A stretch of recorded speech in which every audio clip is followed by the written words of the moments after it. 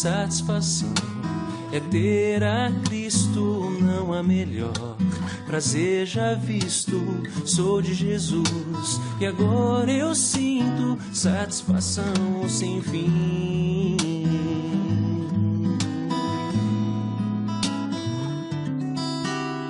Satisfação é nova vida, eu com Jesus em alegria, sempre cantando a melodia, satisfação sem fim.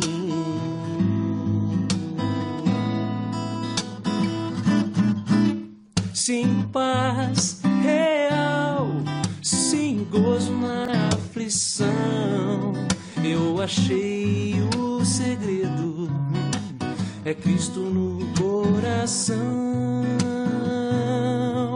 coração. Ter um bandeira,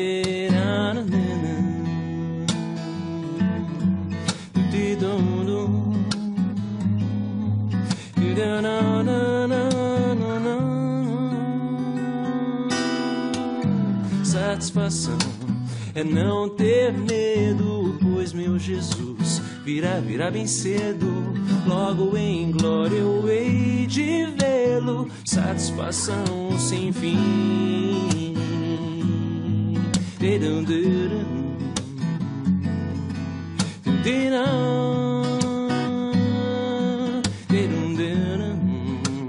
Satisfação sem fim.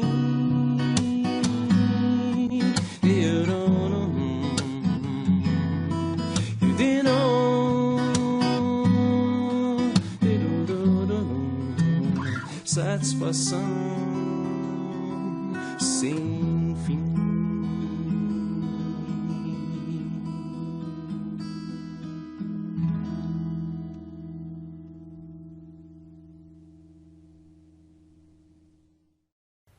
A paz do Senhor Jesus a todos vocês que nos acompanham a partir desse momento pelas redes sociais, Facebook e YouTube. Essa escola bíblica da lição o sentido da vida, a mensagem de Eclesiastes e Cantares. Nós já estamos na lição de número 5 e o capítulo 5 de Eclesiastes. Hoje, bons conselhos, tá? Vamos então trabalhar essa lição hoje. Vamos pedir a bênção de Deus para esse estudo nesse momento, que Deus possa me abençoar, iluminar o meu entendimento e também iluminar o teu entendimento e que essas palavras boas entrem em seu coração e traga uma grande bênção para a sua vida, modificando ela para que ela se torne mais conforme a vontade de Deus. Senhor Deus e Pai, obrigado por esse momento que nós estamos juntos aqui reunidos, Senhor, na rede, para compartilhar a Tua palavra, para estudar esse livro de Eclesiastes, capítulo 5, Senhor. Obrigado, Senhor. Obrigado pelo conhecimento que entrará no coração, na mente de nossos ouvintes, daquelas pessoas que estão acompanhando essa escola bíblica, Senhor, meu Deus, meu Pai. Obrigado por tudo, Senhor Jesus. Amém. Amém. Hoje, a lição número 5, bons conselhos, né? O objetivo dessa lição hoje é mostrar que a vida passa a ter mais significado quando seguimos os conselhos de Deus, né? Na hora de adorá-lo e de usufruir daquilo que temos recebido dele. Presta atenção, mais uma vez.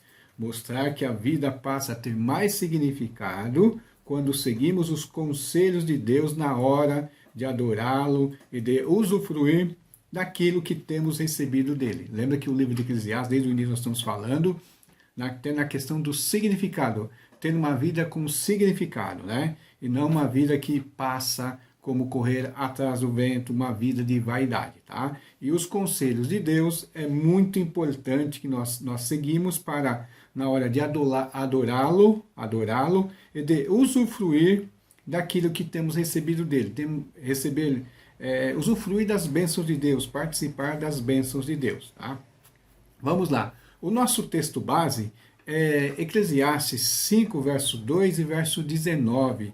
Eu vou ler aqui primeiramente na tradução da linguagem de hoje o texto que está na lição, né? Diz assim: pense bem antes de falar, e não faça a Deus nenhuma promessa apressada. Se Deus der a você riquezas e propriedades e deixar que as aproveitem, fique contente com o que recebeu e com o seu trabalho, né? Na versão aqui da minha Bíblia, que é a NAA, o verso 2 diz assim: que a sua boca não se precipite, nem se apresse no seu coração em pronunciar uma palavra diante de Deus. Porque Deus está nos céus e você está aqui na terra. Portanto, sejam poucas as tuas palavras. E o verso 19 diz assim: quanto aquele a quem Deus conferiu riquezas e bens, ele deu poder para deles comer, receber a sua porção e desfrutar do seu trabalho, isso é dom de Deus. Tá? Vamos lá. A lição, bons conselhos, né? Vamos falar principalmente nos conselhos de Deus. Né? O ditado que as pessoas falam por aí, se conselho fosse bom, se vendia e não se dava. Né? Um outro ditado que as pessoas falam conselho é igual cafezinho, você aceita se quiser, né? Mas o livro de Provérbios, o livro de Eclesiastes, os livros da sabedoria na Bíblia Sagrada e em outros textos também, fala sempre sobre bons conselhos de Deus para nós, né? Sobre nós buscarmos bons conselhos. É lógico que hoje em dia, né? E a Bíblia já fala isso também, o Salmo 1 fala para que nós não andemos no conselho dos ímpios, né? Às vezes as pessoas vão atrás dos conselhos dos ímpios, né? Não porque qualquer conselho está implícito que ele seja bom. Nós devemos buscar os bons conselhos, temos que ver as fontes, né? Dos bons conselhos. E nesse livro aqui, nesse texto de Eclesiastes, nós temos 2 bons conselhos que o autor vai nos dar, né? 2 bons conselhos para que nós, ao nos aproximarmos de Deus, né, em relação à nossa relação com Deus, quando nós nos aproximamos dele, o verso 1 ao verso 7 vai falar disso, de qual que é a nossa atitude, como devemos nos portar quando nós nos apresentamos diante de Deus. Né? Essa é a primeira parte em relação a Deus. E o outro conselho, que é a outra parte do texto, né, que vai do verso 8 ao verso 20, em relação às coisas desse mundo. Né? Como é que nós vamos nos relacionar com as coisas desse mundo, né? A nossa vida aqui. Então, assim, se nós, como cristãos, nós realmente desejamos progredir no modo como nós nos relacionamos com Deus, né, e com as coisas dessa vida, nós devemos aproveitar o máximo, né, esses conselhos. Lembra que o objetivo nós temos uma melhor maneira, né, de usufruir daquilo que temos recebido de Deus. Nós vamos nos chegar à presença de Deus de modo correto, de modo certo, e aí nós vamos nos aprender com Ele, vamos ter sabedoria e vamos ter sabedoria também para nos relacionarmos com as coisas desse mundo, as coisas da vida, né? Então, o capítulo 5 vai dar esses 2 conselhos, né, necessários, né, esses 2 conselhos para que nós vivamos de maneira melhor e usufruímos melhor das bênçãos de Deus, então, até da presença de Deus.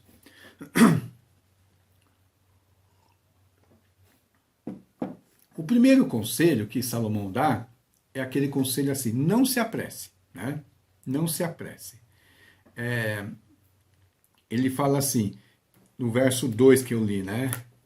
E já o verso 1, ele fala assim: guarda o pé quando você entrar na casa de Deus. Entrar na casa de Deus. Chegar-se para ouvir é melhor do que oferecer sacrifício de tolos, que fazem mal sem lhe dar conta. E o verso 2, que a sua boca não se precipite, nem se apresse o seu coração em pronunciar uma palavra diante de Deus, porque Deus está no céu e você está aqui na terra, portanto sejam poucas as tuas palavras.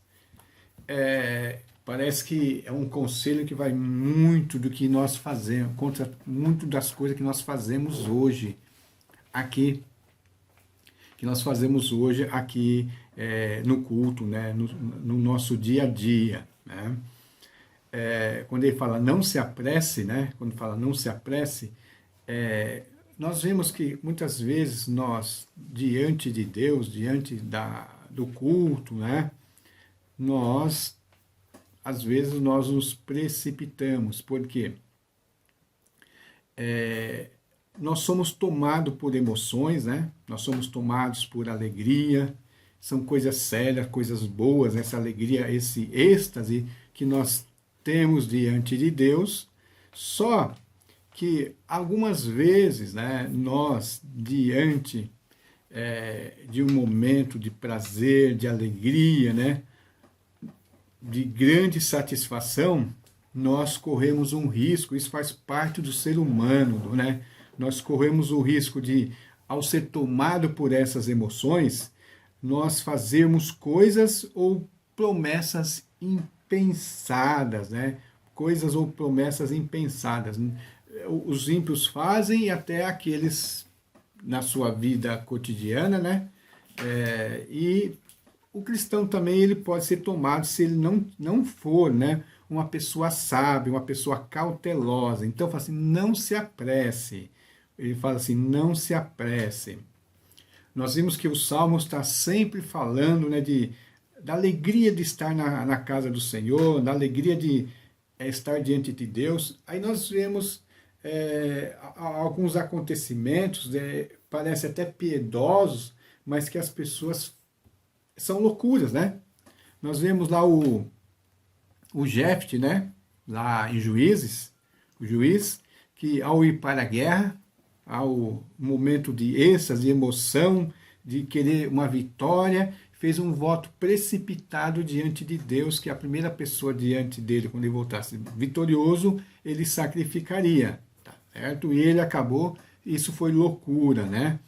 Nós vemos também o Herodes, né, aquele que prendeu João Batista, e ele queria que João Batista continuasse preso. Ele não queria tirar a vida de João Batista. Mas, ao ver uma bela moça dançando sensualmente, né, ficou tão extasiado, tão ali, que fez uma promessa tola e teve que cumprir, mesmo arrependimento. Mas nós, muitas vezes, por ser cristãos, nós não estamos isentos disso, né? Muitas vezes nós nos apressamos ao fazer votos, né? Ao pronunciar palavras, né? Diante de Deus, diante da congregação, sem levar em conta, será que nós iremos realmente, né, cumprir? Então, alguém que está sob esse efeito, né, sempre corre o risco de fazer coisas que não convêm, ou fazer promessas impensadas. Então, qual é a saída diante disso? É deixar de ter alegria em Deus? É deixar de ter emoção? É deixar de adorar a Deus? Não, isso não é a maneira, né? É normal nós nos emocionarmos diante de Deus. A única saída é nós frearmos a nossa língua, é nós termos cuidado e não ser precipitado. Por isso, Eclesiastes, mais uma vez citando o verso 1 do capítulo 1, né? Na verdade está aqui 1, mas é do capítulo 5, diz assim, guarde o teu pé quando entrares na casa de Deus. Chegar-se para ouvir é melhor do que oferecer um sacrifício de tolos, né? Hoje, as pessoas gostam de falar demais, né? As pessoas gostam de expressar a sua opinião. E no momento de aprendizagem, no momento de culto, muitas vezes as pessoas querem expressar, elas querem falar, como se elas quisessem, muitas vezes, até atrair a atenção para si mesmo. Mas guardar o pé, né? Não ser precipitado, né? É um momento que você tem que aprender, é uma disciplina que você tem que aprender para que você não faça voto de tolo. Já vi na igreja pessoas fazendo voto no momento do êxtase do culto ali, falando que vai fazer isso, aquilo, outro, né? Mas no dia seguinte já não está nem um pouco interessado realmente em fazer aquilo. Fez um voto impensado, né? Ofereceu alguma coisa, mas que ele não tinha nenhuma disposição de cumprir quando aquela emoção passasse, né? E às vezes as pessoas querem ensinar, falar aquilo que não é dela. Então, segundo o autor da lição aqui, guardar o pé é uma expressão que significa reverência, mediante uma reverência, comedimento e compostura. Reverência, comedimento e compostura, indicando o cuidado que se deve ter em nossa relação com Deus, seja na adoração ou nos louvores, né? Quando fala dessa reverência, desse comedimento, dessa compostura, hoje nós vemos que na sociedade, hoje as pessoas não têm uma conduta correta, uma postura correta, né? E muitas vezes os crentes estão seguindo isso também. Não tem uma postura, uma maneira, né? Um cuidado de se postar. Eles, na ânsia de ter liberdade, falar de liberdade, usam até o verso lá do Novo Testamento, onde há o Espírito de Deus, há liberdade, e as pessoas começam a fazer coisas e falar coisas no culto, porque acha que significa que ele deve ter liberdade. E o texto lá está dizendo uma outra coisa totalmente diferente, né? Mas as pessoas querem o quê? Elas querem se expressar, querem falar. Então, elas querem buscar importância em algo que, na sua palavra, de maneira incoerente, né?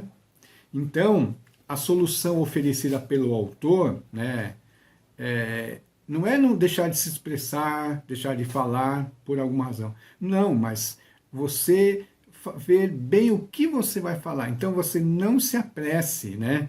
Ele fala, tenha cuidado quando entrar na casa de Deus. Não fale demais, nem fale sem pensar, nem faça promessas impensadas diante de Deus, né? Deus está no comando, quanto menos você falar, é melhor. É o que diz essa versão. Quanto menos você falar, é melhor. Então, é a maneira que nós devemos falar. Muitas vezes nós achamos que nós vamos adorar a Deus falando muito. Mas Jesus já falou assim que não é por muito falar que serão ouvidos, dentro do contexto da oração, né? Então, vamos lá. O que nós devemos colocar, né?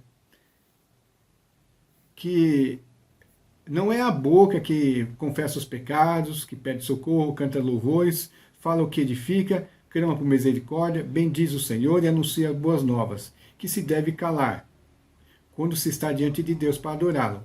É a boca de quem vive fazendo promessas, né? Não é da pessoa que está louvando a Deus, implorando a Deus, falando com Deus, né? Mas é a boca daquele que vive fazendo promessas para Deus, sem avaliar o peso, que eu já falei de algumas experiências que nós já tivemos na igreja. Pessoas que naquele momento falou alguma coisa e no outro dia, né? Naquele momento ele fazia voto que estaria todos os dias ali, segunda a segunda, adorando a Deus naquele horário, mas depois passou a emoção, não cumpriu nada, né? E outras promessas, né? Então eu falo assim, não é o deixar de confessar os pecados, não é o deixar de louvar, de cantar, é aquela pessoa que é precipitada em falar com Deus, né? Ela não avalia, ela não pensa, por isso que fala assim, não se apresse. Está falando aqui que para você não fazer voto? Não está falando isso, está falando para você não se apressar. Só fale as coisas depois que você avaliar as coisas, porque as pessoas muitas vezes, né, elas falam, né, promete aquilo que não vão cumprir. Melhor é não prometer nada do que fazer uma promessa e não cumprir. Não deixe que as suas próprias palavras o façam pecar. Às vezes a pessoa ela peca com as suas palavras. E às vezes as pessoas não avaliam que muitas vezes essas palavras insensatas, essas palavras impensadas, são pecados diante de Deus. Muitas vezes nós temos um conceito de pecado, aquilo que nós cometemos fora da igreja, mentira, roubo, né, adultério e por aí vai. Mas as palavras tolas que nós fazemos diante de Deus, né, na igreja, nós não pensamos, né? Assim, vem à mente a história de um rei, né? Se não me engano, Henrique V, que ao ser elevado ao trono, ele chamou o seu melhor amigo, né, que é um companheiro da vida dele, da sua juventude, um guerreiro que já estava aposentado, e levou para ser o seu conselheiro militar. E ali, sempre que ele estava andando no conselho militar, tinha outras pessoas, né? E sempre ele tinha entrado em guerra com outro país, a França, e ele estava ali sempre no conselho e todo mundo falava, né? O rei falava alguma coisa, todo mundo queria falar da sua opinião, mas só para encher a bola do rei, né? Falar, né? Só que aquele amigo dele não falava, não tinha o que falar naquele momento, né? E o rei olhava para ele, as pessoas olhavam para ele esperando, mas ele não falava nada. Em vários momentos, várias situações acontece isso. Até que no momento de uma batalha decisiva, né, no momento decisivo, que aquele guerreiro, né, olhando a situação, e realmente ali ele tinha o que fazer, o que falar, porque ele era um conselheiro militar, ele deveria dar um conselho no momento apropriado em que ele teria um conselho. Não é só falar por falar, né? Nós vemos hoje em reuniões, as pessoas se reúnem na igreja, empresas, né? Em vários lugares, as pessoas querem falar porque querem dar uma opinião sem necessidade, mas dão uma opinião. Mas ali naquele momento, quando chegou aquele momento, aquele guerreiro, né, que era o conselheiro militar, ele falou, agora eu tenho que falar, né? E ali era um momento em que o exército dele, do rei, né, do rei Henrique, estava em enorme desvantagem militar. Uma enorme desvantagem militar. E naquele guerreiro ele teve uma estratégia. E aí sim ele falou, agora eu tenho que falar. Vamos fazer assim, assim, assim. E ele ajudou o rei a ganhar a batalha, porque ele falou no momento certo. Ele não precisava estar todos aqueles momentos que as pessoas esperassem que ele falasse alguma coisa, mas ele não tinha o que falar. Mas no momento que ele teve o que falar, ele falou, né? E assim ele conseguiu trazer a vitória para aquele rei, né? Então nós vemos aqui, eu já citei de palavras precipitadas, já falei de juiz, lá, do Jefté, já falei do Herodes, né? Mas aqui na lição tem até sobre Pedro, né? Pedro, em alguns momentos de precipitação, né? Ele falou que estaria com Jesus, né? E em outros discípulos também falaram, nós vamos com ele para morrer. E depois não foram. Porque realmente eles não avaliaram, né?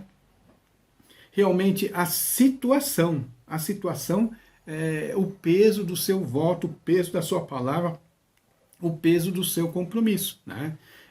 Jesus fala várias vezes das pessoas parar, pensar e verificar, né, as parábolas que ele conta, né, de ações precipitadas, na hora de construir, na hora de guerrear, na hora de fazer uma viagem, tudo você tem que parar, pensar e refletir. Já pensando, talvez, aqui nos conselhos do sábio Salomão. Não se apresse, né? Não se apresse. Muitas vezes nós vivemos uma vida, né? Nós vivemos numa vida muito corrida, onde as pessoas querem tudo muito rápido. E as pessoas se apressam muito em falar, em dar a sua opinião, em tomar decisões, né? O sábio mostra a importância do cuidado zeloso daquilo que dizemos ou prometemos diante de Deus, seja em nossos cânticos ou orações, exortando-nos a fugir da precipitação e de jorrar palavras mal pensadas no culto ao Senhor. A chave é sempre temer a Deus. Eclesiastes 5, verso 7. Ele fala, sempre temer a Deus, né? Ele diz assim, porque como na multidão dos sonhos há vaidade, assim também nas muitas palavras. Portanto, teme a Deus. Teme a Deus, teme ao Senhor, né? Teme a Deus. Hoje nós estamos assim num contexto de... Parece que Deus não pune os pecadores, não desce fogo do céu, né? Não abre o chão e caiam, né? Aqueles que mentem diante de Deus, prometem, não fazem, não acontece mais como aconteceu com Ananias e Safira, mas pensando geralmente no contexto do Antigo Testamento, né? Da Antiga Aliança, e nós parecemos que nós estamos mais tranquilos, mas o autor de Hebreus fala, né, nessa questão de temer a Deus, fala que se aqueles que desonraram a Deus, né, na antiga aliança, né, que aquele monte fumegava, e nós hoje? Às vezes eu estou até sendo um pouco mais dramático do que a lição colocou aqui, mas e nós hoje, com as nossas palavras precipitadas, nossas palavras impensadas, nossas palavras frívolas, né? Sem temor a Deus, né? Falamos, queremos cantar, queremos falar, queremos orar, queremos fazer promessa, né? Queremos pregar, sem pensar nas consequências daquilo que nós estamos falando, né? Sem pensar, sem realmente refletir para depois fazer, né? Quando tememos a Deus, pensamos muito bem nas palavras, nos compromissos e nas afirmações que dirigimos a Ele em nossa adoração, prezando por orações e cânticos com palavras sábias, né? Nós devemos ter o compromisso, né? Então, o primeiro bom conselho é não se apresse. Pare, respira, né? Tem aquele conselho que o pessoal fala para você não fazer coisas impensadas. Respirar fundo e contar até 10, né? Respirar fundo, faça isso, né? Não deixe se envolver pela emoção, não vai deixar de louvar a Deus, de adorar a Deus, mas não vai fazer promessas impensadas. Deus causa emoções, né? A presença dele, né? O louvor a ele causa emoções, mas as emoções não são o Espírito Santo. O Espírito Santo causa as emoções. Mas nós, muitas vezes, nós podemos ser levados por essas emoções e ser precipitados no fazer as coisas, tá bom? Essa foi a parte, né, onde fala sobre o nosso relacionamento com Deus, né? O conselho sobre como nós devemos nos relacionar com Deus, porque Deus é um Deus poderoso, né? Deus é um fogo consumidor. Deus é bom, como diz um autor, não me lembro agora qual é, mas ele fala assim, Deus é bom, mas Deus é perigoso, né? O segundo conselho é como nós nos relacionamos com as pessoas, com o mundo, né? Com as coisas que nós podemos obter, né? Não se apegue, né? Não se apegue, né? Tem até um famoso site aí, Desapegue, para você colocar as coisas para fora, mas ali apenas em relação ao consumismo, você colocar uma coisa para pegar outra. Não, você não se apegar, né? Aí é do verso 8 em diante, né, que vai falar sobre a vaidade das riquezas, né? A vaidade das riquezas, a vaidade dos bens, né? Quem adora a Deus não pode se apegar demasiadamente à terra e tudo que nela existe, e as razões são várias. O sábio mostra que a injustiça, a exploração no mundo provém desse tipo de apego demasiado, por exemplo, ao dinheiro. Então, as injustiças, né, que tem nessa terra, acontece muito pelo apego demasiado a essas coisas. O verso 8 e 9 diz assim, se você notar em alguma província opressão de pobres e roubo em lugar do direito e da justiça, não fique admirado com isso, porque o que está num posto elevado tem acima de si outro mais elevado, que o explora, e sobre o que está ainda outros mais elevados que também o explora. Mas que há uma cadeia, né? Uma cadeia de comando, esse explora este, que explora esse, que explora esse. Então, é uma exploração sem fim das pessoas que se apegam nessas coisas. E o Salomão fala assim, o sábio fala dessa maneira, o proveito da terra é para todos, até o rei se serve do campo. Então, está falando assim, que todos têm que se servir. Só que o que causa injustiça? Quando uma pessoa, por se apegar demasiadamente em algumas coisas, ela faz o quê? Ela explora, ela retém o que é do outro, ela rouba o pobre, causa injustiça, né? Por causa desse apego demasiado, né? O apego das coisas produz a opressão dos pobres e roubo em lugar do direito e da justiça, porque faz com que muitos governantes usem o seu poder na máquina pública para benefício próprio e não dos pobres, gerando uma hierarquia de exploração e corrupção, né? O apego a essas coisas gera ambição com que se queira sempre mais, né? Verso 10 diz assim: quem ama o dinheiro jamais se fartará de dinheiro, e quem ama a abundância nunca ficará satisfeito com o que ganha. Também isso é vaidade. Na minha versão diz assim: quem ama o dinheiro jamais se fartará de dinheiro, e quem ama a abundância nunca ficará satisfeito com o que ganha. Também isso é vaidade. Fazer do obter sempre mais e mais o alvo da vida. Nós já estudamos sobre o alvo da vida, né? Eu quero mais, eu quero mais. Nós fazemos esse obter mais, esse querer mais, esse buscar mais, esse acúmulo, né? É como mergulhar num poço sem fundo, né? Nunca vai ter fundo, você nunca vai chegar no fundo. Quanto mais se tem, mais se quer, né? E o que acontece? Nós vamos chegar a lugar nenhum. Por não ser senhor do que se tem, mas servo do que possui, nunca sabe dizer basta. Então o autor coloca aqui que aquele que quer obter mais e mais, ele não é o senhor daquele que ele está obtendo. Aquilo que ele está obtendo se torna senhor dele, né? E essa crença de que é possível satisfazer o desejo, né, de ter mais e mais, é uma ilusão, uma vaidade, né? Hoje as pessoas sempre falam, se eu tivesse isso, eu seria feliz, se eu tivesse isso. E as pessoas vão tendo e não são felizes, né? O verso 11 diz assim: porque onde os bens se multiplicam, também se multiplica o que deles comem. Onde os bens se multiplicam, também se multiplicam os que dele comem. Que proveito tem os donos a não ser de ver esses bens com os seus olhos? Por quê? Ele só vai ver, ele não vai conseguir desfrutar de tudo. Ele não vai conseguir desfrutar de tudo, né?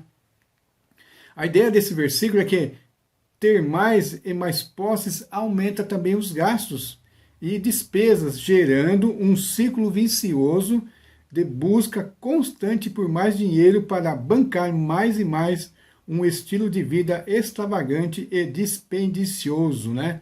Nós vemos de vez em quando alguma celebridade querendo vender uma mansão ou uma propriedade enorme, porque quando ele estava no auge, ganhando muito dinheiro, ele foi lá e comprou e tinha de como manter. Mas chega um momento, aquele bem dele lá não é mais um bem, é uma despesa, tá corroendo a riqueza, porque todas essas coisas exigem cuidado, exigem gastos, né? E o que o apego a essas coisas vai fazer, tudo isso aí? Vai trazer uma insônia, que é uma rotina. Então, o verso 12 diz assim: doce é o sono do trabalhador, quer coma pouco, quer coma muito, mas a fartura do rico não o deixa dormir. Lições passadas já tratamos sobre isso, mas Jesus fala sobre essa ansiedade das pessoas querem mais e mais, né? Jesus fala assim: não andeis ansiosos com o dia da manhã, não andeis ansioso. E geralmente aquele que tem muito, ele anda muito ansioso para não perder. Então, o apego a essas coisas, o medo de perder essas coisas, né, tira o sono das pessoas. Quem tem mais não dorme mais e melhor, diz o sábio. Quem tem mais, mas perde o sono. Porque teme o prejuízo de maus negócios, né? E a impossibilidade de deixar a herança, de se perder tudo pelo que lutou em toda a sua jornada de vida. O que diz aqui, verso 13 em diante. Há um grave mal que vive embaixo do sol, a riqueza que os seus donos guardam para seus próprios prejuízos. E essa riqueza se perde num mau negócio. O filho que esse homem gerou ficará de mãos vazias. Como saiu do ventre da sua mãe, a saber nu, assim voltará, indo-se como veio, e do seu trabalho nada poderá levar consigo. Também isso é um grave mal, precisamente como veio, assim ele vai. E que proveito terá de haver o trabalho para o vento? Que proveito? Então, não se apegar às coisas que nunca serão nossas, né? Que nunca trarão seguranças, né? Não se apegar. O apego a essas coisas rouba o nosso sono, rouba a nossa instabilidade, né? Rouba à nossa saúde. Esse apego nunca será bom para nós. O apego das coisas, por fim, faz com que a vida só sirva para poupar o que se ganhou, buscando acumular bens e posses. Uma vida assim que ganha mais por medo, desperta apego demasiadamente aos dinheiros, né? Então a pessoa fica com medo do ladrão roubar. Por isso que Jesus fala assim: ajuntai tesouros nos céus, onde a traça e nem a ferrugem corrói. Porque aqui tudo vai ser corroído, né? Quer dizer, acumule as coisas diante do reino de Deus, de acordo com os critérios de Deus, né? Porque senão você vai viver uma vida de busca de acúmulo, de busca de satisfação, como uma coisa que nunca vai trazer nenhum proveito para você. Porque boa e bela coisa é comer e beber e desfrutar o que você conseguiu todo o seu trabalho. Verso 18, né?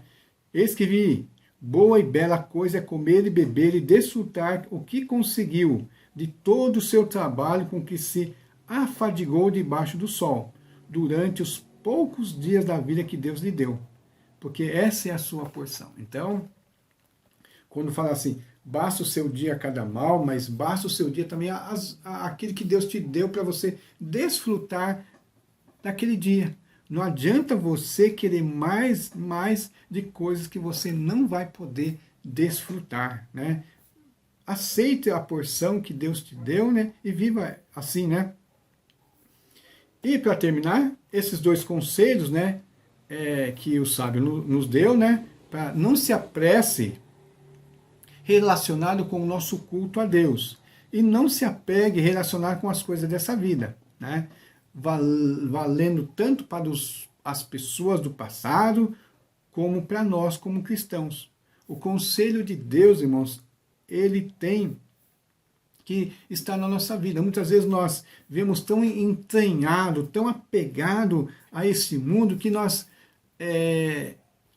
até na questão do acúmulo, da nossa riqueza, da nossa vida, nós pegamos mais conselhos, né, de pessoas que estão dentro de um sistema, né, de financeiro, de acúmulo de riquezas, de ganho, né?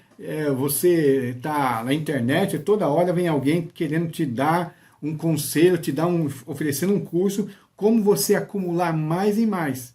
E às vezes o cristão, ele se deixa levar por esse aspecto, esse conselho materialista de querer buscar e mostrar o que ele tem, se apegar tanto a essas coisas. Então, não se apresse diante de Deus e não se apegue às coisas, né, materiais dessa vida, né, para que você não perca o sono, não perca a sua comunhão com Deus. E, para terminar, algumas aplicações aqui para nós, né, vamos lá, de olho na nossa vida. Não se iluda, o Senhor do culto é Deus. Não se iluda, o Senhor do culto é Deus. Então, o culto é para Deus, né? O culto é para Deus. Nós vamos lá prestar culto a Deus. Não se apresse em falar, não tente falar que você vai, por muito falar, você vai agradar a Deus. O provérbio já fala assim, porque quem guarda sua boca, guarda a sua vida, mas quem fala demais acaba se arruinando. Certo? Muitas vezes nós podemos nos arruinar diante de Deus de tanto falar. Então, vamos, né, chegar com o coração contrito diante de Deus, a nossa mente, e parar com essa precipitação de falar demais, né? Hoje muitas pessoas falam demais, né? Nós temos a mania de falar demais, achando que vamos agradar a Deus. Mais uma vez, muitas vezes nós entramos num costume, né? Numa atitude, numa tradição religiosa, e quando nós vamos perceber nas Escrituras Sagradas que é bem diferente o que ele aqui está falando para nós. Muitas vezes nós, como gostamos do nosso modo de viver dessa maneira, nós não seguimos o conselho. Mas o conselho é, não se apresse, o Senhor do culto é Deus. Ele é o Senhor, deixa que Ele comanda, né? E a outra parte, não se iluda, o dono de tudo é Deus. Tudo aquilo que você tem, que você pode vir a ter como bênção de Deus, seja qualquer tipo de bens, pertence a Deus. Nós somos apenas mordomos. Você será apenas mordomo. Você apenas estará cuidando daquilo que Deus te deu, né? Então, aquilo que é de Deus vai ficar com Deus. Vai ficar com Deus. E vai estar em suas mãos, ao seu cuidado, enquanto Deus achar que você, ou enquanto Deus querer, né, não achar, enquanto for da vontade de Deus que esteja com você. Quando Deus passar para outro, passou para outro, né? Então, qual que é o nosso compromisso, né? Qual é o teu compromisso, o meu compromisso, né? Que nós devemos assumir e cumprir. Fazer as coisas não mais do nosso jeito, mas do jeito de Deus. Vamos começar a ver a nossa vida, como é que está estruturada a nossa vida, o tipo de conselho, o tipo de conceito nós estamos vivendo, se é o de acordo com as Escrituras Sagradas. Porque muitas vezes nós falamos que nós somos religiosos, né? Aí nós temos toda uma palavra precipitada lá dentro de piedade, né? Assim, de Deus, mas lá fora, na nossa vida cotidiana, nos nossos negócios, é outra história. Não, aquilo lá era bom para usar dentro da igreja, né? Mas aqui os negócios são outro negócio. Então, fazer o jeito de Deus e não o nosso jeito. Assumir o compromisso e cumprir, mudar a nossa relação com o culto e ser mais cuidadoso, né? Ser mais cuidadoso como nós nos postamos na igreja, como nós falamos, como nós queremos fazer. E quando nós fizermos uma promessa para Deus, né, em adoração, nós devemos cumpri-lo, né? Então, o compromisso de mudar a nossa relação com as coisas e o compromisso de mudar a nossa relação com Deus na hora do culto, né? Jesus disse, a verdadeira vida de uma pessoa não depende das coisas que ele tem, mesmo que sejam muitas, né?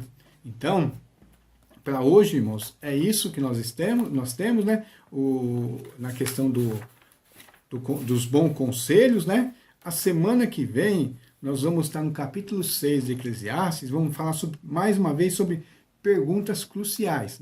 Hoje, bons conselhos, a semana que vem, perguntas cruciais. Como eu já falei, se você ainda não leu o livro de Eclesiastes, você consegue. E um dia, em umas 2, 3 horas no máximo, você consegue ler esse livro. Então leia para você aprender, para você colocar as palavras de Deus dentro do seu coração, dentro da sua mente, para que você possa viver melhor e desfrutar das bênçãos de Deus de maneira saudável, né? Desfrutar, ter prazer, ter gozo, ter deleite em Deus, tá bom? Esse é o meu aviso para você hoje, tá bom? Fique todos com a paz do Senhor Jesus e daqui a pouco nós nos encontramos no culto. Amém.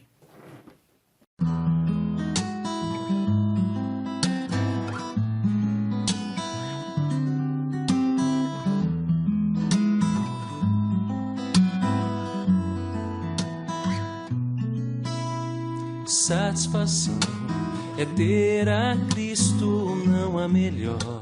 Prazer já visto, sou de Jesus, e agora eu sinto satisfação sem fim.